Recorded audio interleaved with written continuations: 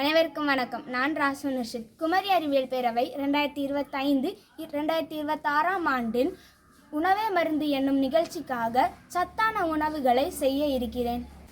முருங்கைக்கீரை சத்து மாவு செய்ய தேவையான பொருட்கள்: 50 கிராம் காய வைத்த முருங்கைக்கீரை, 150 கிராம் ராகி, 100 கிராம் கம்பு,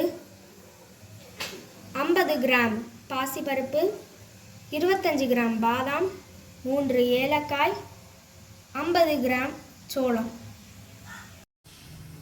நம்மளோட முருங்கைக்கீரையை நம்ம நல்லா வெயிலில் காய வைக்கணும். அதுக்கப்புறம் என்னென்னா, இப்போ அடுத்த ப்ராசஸ் என்னென்னா பார்த்தீங்கன்னா, இது எல்லாத்தையுமே ஒரு 2 நிமிஷம் நல்லா வறுத்து ஆற வைக்கணும். இப்போ நம்ம ஃபஸ்ட்டு ஸ்டெப் என்னென்னா, நம்மளோட முருங்கைக்கீரையை நல்லா 2 நிமிஷம் வறுக்கணும்.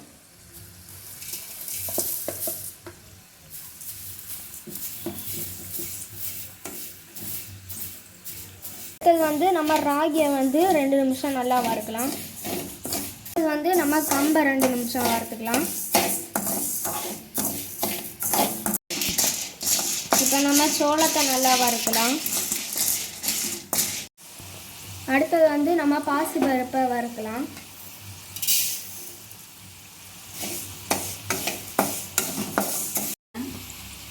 அடுத்தது நம்ம பாதாமையும் ஏலக்காயும் 2 நிமிடம் வறுக்கலாம்.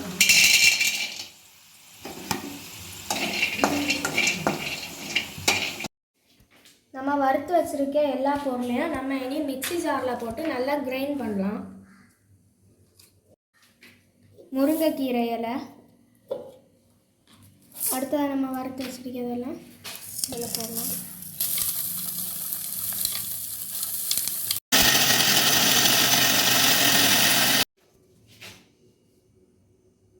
இப்போ இதை நல்லா சல்லடை பண்ணி எடுக்கலாம்.